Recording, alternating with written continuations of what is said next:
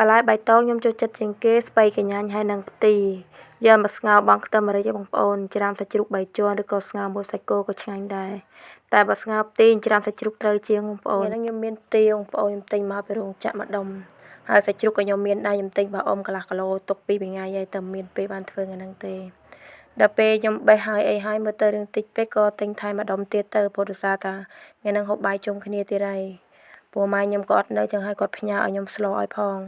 ហើយខ្ញុំស្ងោរតែប៉ុណ្្នឹងទេព្រោះក្មេងៗគាត់ប្រាប់ហើយគាត់ចង់ហូបពងទាចៀនចឹងទៅខ្ញុំចៀនពងទាគាត់មុខទៀតណាហើយស្ងោរផ្ទីខ្ញុំថ្ងៃហ្នឹងខ្ញុំអត់ប្រើវិគាយឺទេបងប្អូនដោយសារតែខ្ញុំអត់ទ្លាប់តែបើស្ងោរតឡាយឬក៏ស្ងោរស្ពៃកញ្ញាញអាហ្នឹងខ្ញុំដាក់តែបើស្ងោរផ្ទីហើយនឹងស្ងោរស្លឹកបាសអាហ្នឹងខ្ញុំអត់ដែលឃើញម៉ែគាត់ដាក់ទេអញ្ចឹងទៅជាទ្រលាប់គ្រួសារហ្នឹងបងប្អូនតែបើបងប្អូនខ្លះគាត់ថាអត់តែស្ងោរខ្ទឹមម្រេចគឺត្រូវតែដាក់អីអាហ្នឹងស៊ីសងលើបងប្អូនទេបងប្អូនចង់ដាក់ក៏ដាក់ទៅប៉ុន្តែខ្ញុំអត់ទ្រលាប់អញ្ចឹងទៅខ្ញុំក៏អត់ដាក់តាមម៉ែខ្ញុំដែរអញ្ចឹងណាប៉ុន្តែមានអីបងប្អូនរសជាតិអីឆ្ងាញ់ដូចតែគ្នាទេហើយខ្ញុំច្រាមសាច់ជ្រូកឲ្យលុយធ្វើដូចប្រហិតចឹងបងប្អូនអញ្ចឹងទៅមើលទៅកូនស្រីខ្ញុំគាត់ចូលចិត្តបន្តិចតែបើកូនឡងអត់ប៉ះសោះហ្មងឃើញចឹងអីអត់ហូបទេសុកចិត្តឲ្យខ្ញុំចៀនពងទាហូបមួយទឹកស៊ីអ៊ីវណាណៃណោះ